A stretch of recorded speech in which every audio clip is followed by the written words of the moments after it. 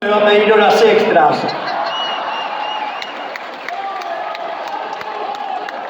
¡Que devuelvan la Bien.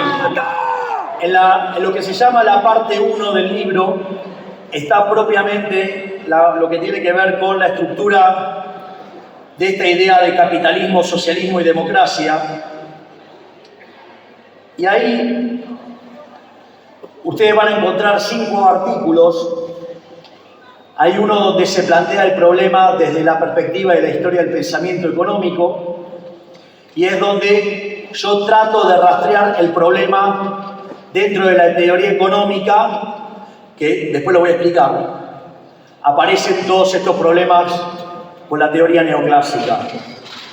Hay un segundo artículo que plantea la misma problemática, pero desde mi campo de especialización, que es el crecimiento económico, y que básicamente ese artículo después va a quedar ligado cuando vamos a la parte del modelo macroeconómico de la parte 2. Por otra parte, el tercer artículo es el artículo, si ustedes quieren, donde queda mayormente concentrada. Es un artículo que está en inglés, es un artículo publicado en el Polgre de Economía Austríaca, donde convocaron a los austríacos más importantes del mundo.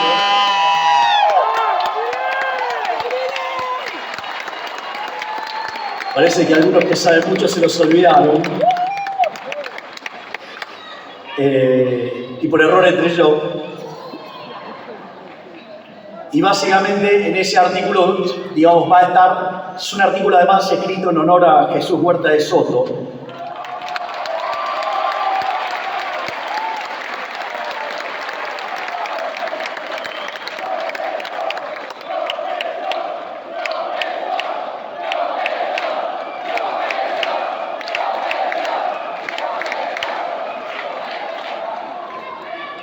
Y después van a encontrar una aplicación a los impuestos, y esa parte cierra con una aplicación, digamos, a la batalla cultural y al diseño de políticas y cómo enfrentar y darle pelea de frente al socialismo del siglo XXI y la estrategia que fueron construyendo en base a Gramsci, con la lógica del Grupo, digamos, de lo que se llamaba el Foro de San Pablo y ahora Grupo Puebla. Es decir, esos enemigos que de repente, digamos, tratan de voltear a este gobierno porque quieren que siga el socialismo y la miseria.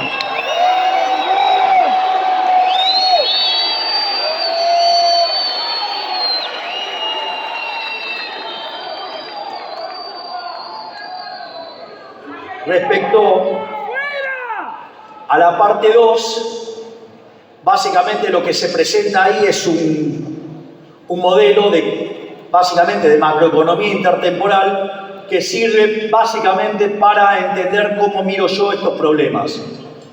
Donde además lo que van a encontrar es que toda la macroeconomía moderna está escrita en términos de crecimiento económico. Básicamente, desde mi punto de vista, en el nivel intermedio, porque en el nivel avanzado el mejor libro es el del doctor Federico Sturzenegger, que está aquí presente.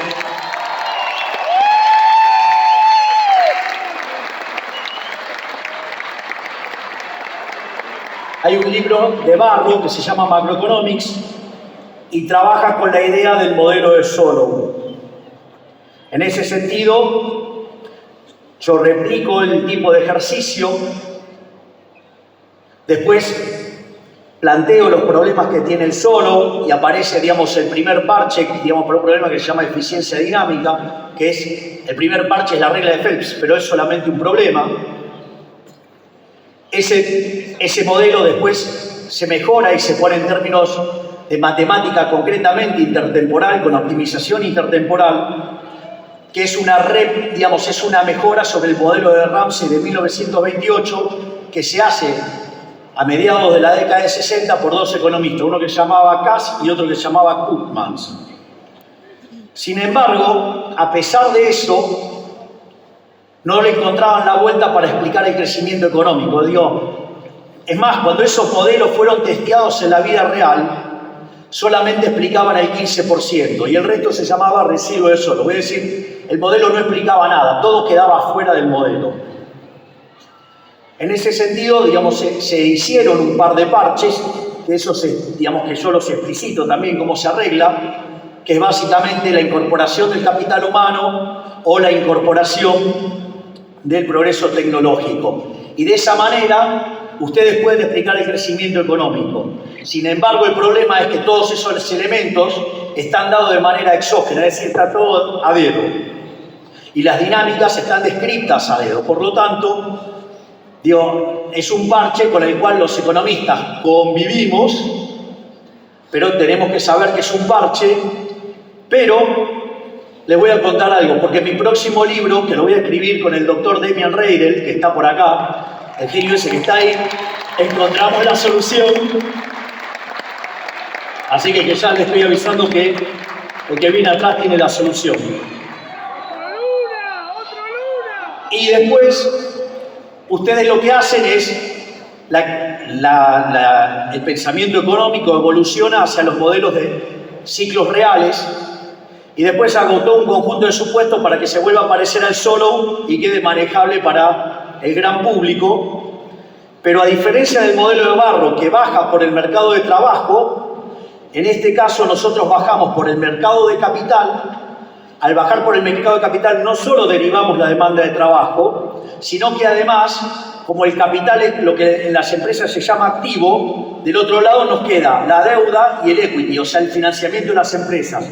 Y eso nos permite integrar el mercado de capitales con el mercado monetario, y de esa manera queda todo integrado: dinero, mercado de capitales y el lado real de la economía.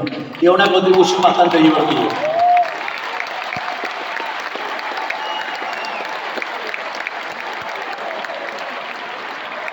Y naturalmente, digamos, esto termina con la extensión a una economía abierta.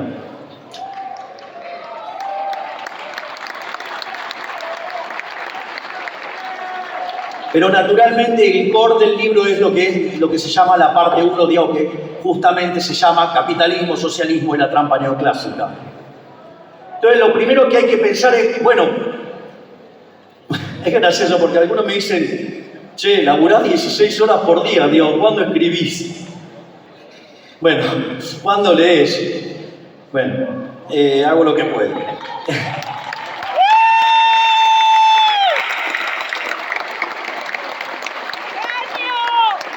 Pero en rigor, este paper o este trabajo, si ustedes quieren, arrancó hace 11 años. Yo, básicamente, se supone que es mi especialización, crecimiento económico con y sin dinero, y me encontré con un problema que nos encontramos regularmente los economistas cuando miramos los problemas de crecimiento, que se llama el palo de hockey. Hay un economista que en paz descanse que se llamaba Angus Maddison, y lo que hizo fue estimar el PBI per cápita de los distintos países del mundo a lo largo de la historia. Digamos, en general podrían ir hasta antes del año 0 de la era cristiana, pero digamos no tienen diferencia. Entonces, en general, ustedes se van a encontrar con una serie desde el año 0 de la era cristiana hasta el año 2000, y obviamente que tiene actualizaciones eso. Y lo interesante es que cuando ustedes miran el PBI per cápita durante los 1800 años de esa serie, el PBI per cápita está prácticamente constante. La única suba que tuvo fue del 40% en el siglo XVI, es decir, después del descubrimiento de América. Y eso básicamente repartido en 1800 años daba que la economía crecía en términos per cápita 0,02%. Es decir, ustedes para duplicar el PBI per cápita necesitaban 3.500 años. Es decir, la economía se movía muy lentamente, muy lentamente. Lo interesante es que para el año 1800 en el planeta vivían 800 millones de seres humanos, o sea, no llegábamos a 1.000 millones. Y cuando ustedes toman, en el año 2000, la población se multiplicó casi 8 veces y el PBI per cápita se multiplicó por 14 veces. Eso en economía es un problema enorme, se llama rendimientos crecientes. Es decir, y esto, el primero que lo vio fue Adam Smith con la idea de la fábrica de alfileres. Pero los rendimientos crecientes en economía se suelen asociar con la presencia de monopolios. Y para los neoclásicos los monopolios son malos, porque los monopolios castigan el bienestar. Y la pregunta es, si en el año 1800 el 95% de la población del planeta Tierra se encontraba por debajo de la línea de pobreza extrema, y en el año 2000 ese número era menos del 10%, habiéndose multiplicado por 8 veces la población, y teniendo los niveles de vida como nunca tuvimos en la historia de la humanidad, ¿me pueden explicar en qué cabeza cabe que entonces las estructuras concentradas sean malas? Era obvio que ahí había un problema, y de eso se trata esto.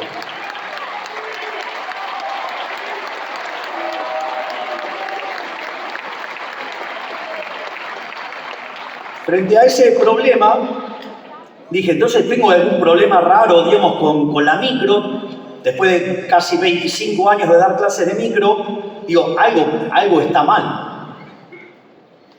Y ahí tuve la dicha de encontrarme con un artículo del maravilloso Murray Newton Rothbard, el padre del anarcocapitalismo, que se llama Monopolio y Competencia.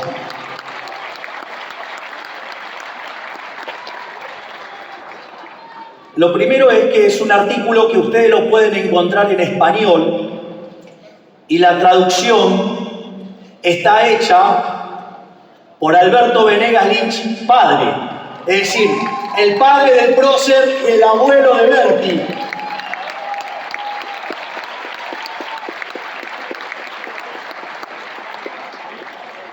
Yo recuerdo que después de 3 horas de leer ese artículo de 140 hojas, terminé de leerlo y dije, todo lo que enseñé de estructura de mercado durante 25 años está todo mal. Y ahí me volví austríaco, anarcocapitalista, todo. Fue una revelación total.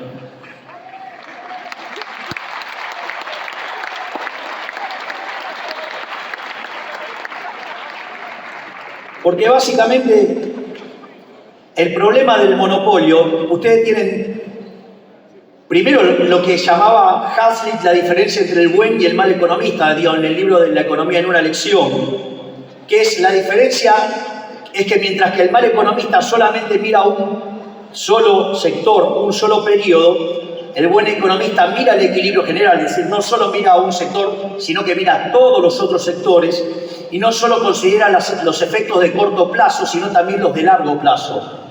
Es decir, pasan de el mal economista trabaja con un modelo de equilibrio parcial de un solo bien y de un solo periodo a un modelo de equilibrio general intertemporal. Entonces, por ejemplo, una determinada marca de autos puede tener el monopolio sobre ese auto, pero compite también con los otros y hay sustitución y ustedes pueden competir uno con otro. Pero ahora lo voy a hacer más violento. Supongamos que tenemos el caso de una empresa que produce celulares y compite con otras 9. Entonces ustedes tienen ahí 10 empresas compitiendo. Y ahora aparece una empresa que logra hacer un celular de muchísimas mejores prestaciones y a un costo muchísimo más bajo, o sea, un bien de mejor calidad, un mejor precio. ¿Qué creen que va a pasar con las 9 restantes? Van a quebrar. ¿Y qué tiene de malo eso? No tiene nada de malo, es maravilloso. Si ustedes ahora tienen un teléfono 10 veces mejor, 10 veces más barato y le queda un montón de guita para gastar en un montón de otras cosas. ¡Vamos!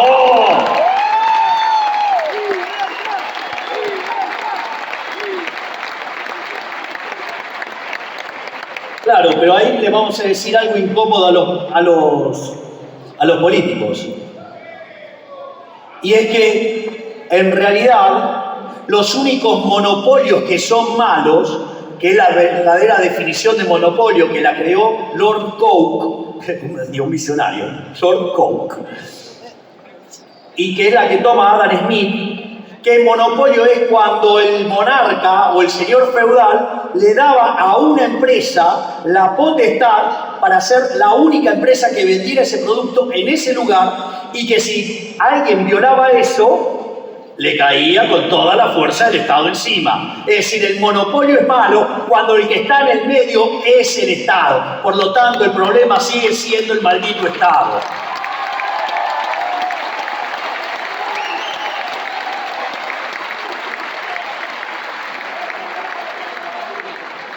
Por lo tanto, la inspiración arrancó en ese momento y era entonces encontrar dónde estaba el problema en el instrumental neoclásico.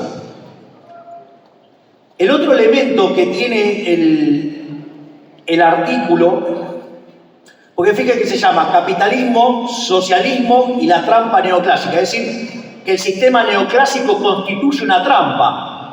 Y menciona el capitalismo y el socialismo. Y eso, digamos, lo tomo de dos autores. Uno es Ludwig von Mises y el otro es Friedrich von Hayek.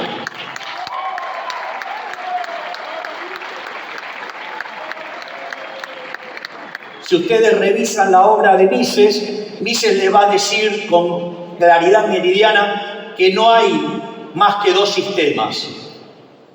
En un lado van a encontrar el capitalismo de libre empresa, capitalismo de libre empresa. Y del otro lado, opuesto, van a encontrar el socialismo real. Ahora, esa es básicamente los dos polos. Y el otro libro que yo uso como referencia en esto es un libro que acaba de cumplir 80 años, que es Camino de Servidumbre. ¿Qué es el argumento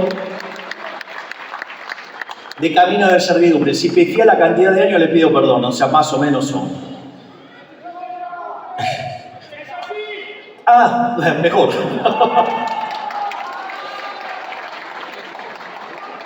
En ese sentido, ¿qué era lo que señalaba Hayek?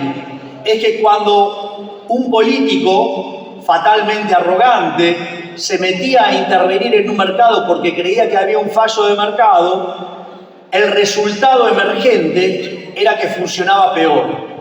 Y ante esa situación desataba más violencia y frustración por parte del político y lo llevaba a tener un mayor grado de intervención. Y así, consecuentemente, se iban perdiendo libertades individuales en la medida que el sistema económico funciona cada vez peor. Por eso, digamos, el camino de servidumbre, el camino hacia la miseria, la trampa, digamos, que nos lleva a la miseria, el buenismo socialista, porque demanda cada vez más intervención y peor va a funcionar la economía al tiempo que tenemos menos libertad y se bloquea el mecanismo de coordinación y de generación de información.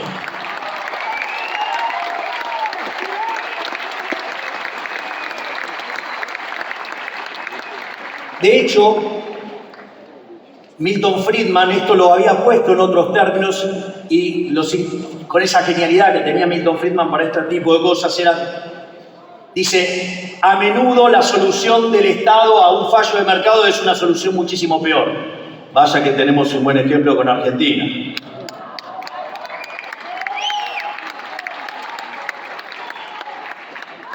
Entonces, si teníamos que entender esto, lo primero que había que entender era que era mercado. Y esto es muy interesante porque mi experiencia de interactuar con muchos economistas es que cuando ustedes les preguntan qué es mercado no saben. Es decir, no sé, es como que no sé, que un médico no sepa, no sé, que es una pierna, qué sé yo. Es raro. Entonces, eso a mí me llevó a ir explorando lo que es la definición de mercado, al menos mi definición. Y yo entiendo el mercado como un proceso de cooperación social donde se intercambian voluntariamente derechos de propiedad.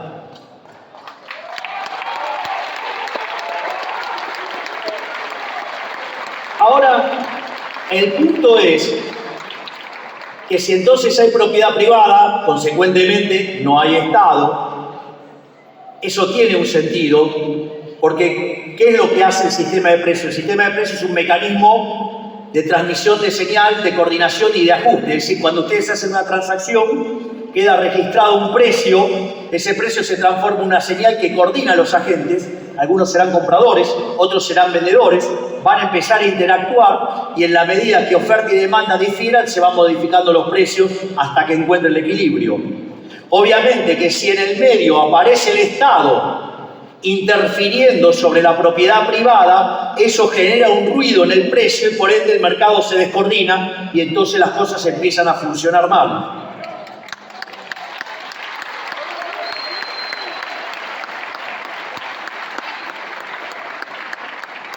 Entonces, eso también, digamos, si bien es muy atractivo, entonces ahora me ponía en conflicto con amigos. Digo, porque me ponía en conflicto con los de Chicago, que también son liberales, pero son liberales neoclásicos. Son liberales, déjense de boludea, dale. Digo, no entremos en el purismo de la 25ª serie detrás del desarrollo de Taylor, porque si no nos comen los zurdos.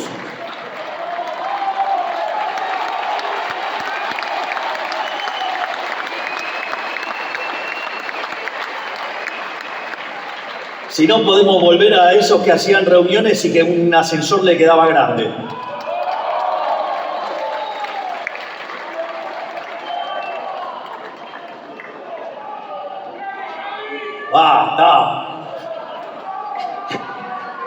Che, la orla que le están poniendo a la charla está divertida, pero se supone que estoy hablando de teoría económica. Entonces,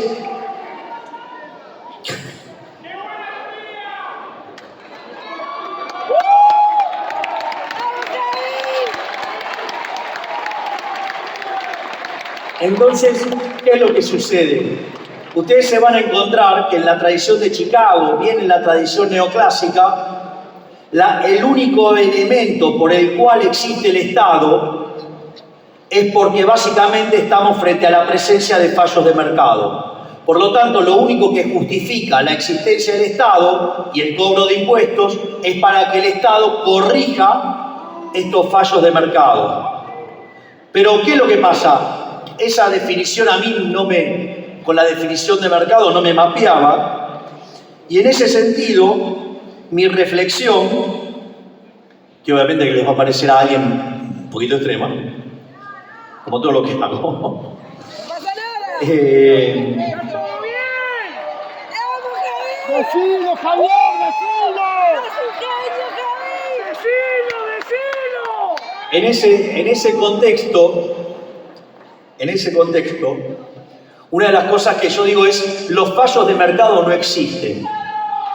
Si ustedes consideran que hay un fallo de mercado, lo primero que sugiero es que revisen que no está la intervención del Estado. Porque si está la intervención del Estado, el problema no es el mercado, el problema no es la gente, el problema son los políticos.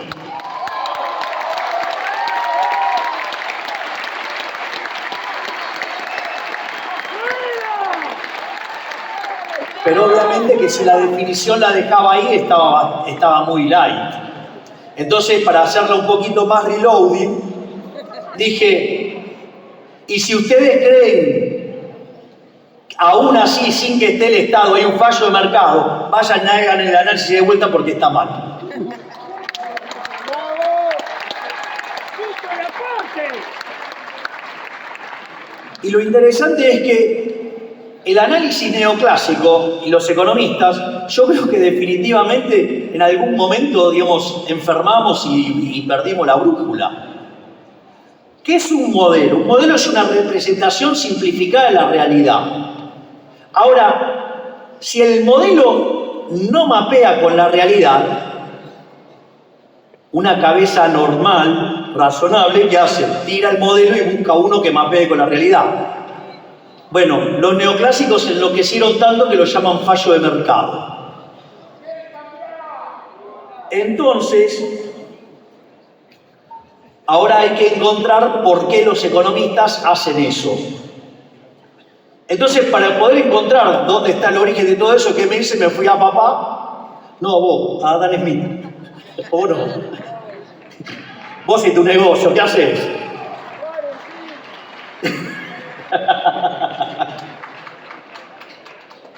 El padre de la criatura está ahí.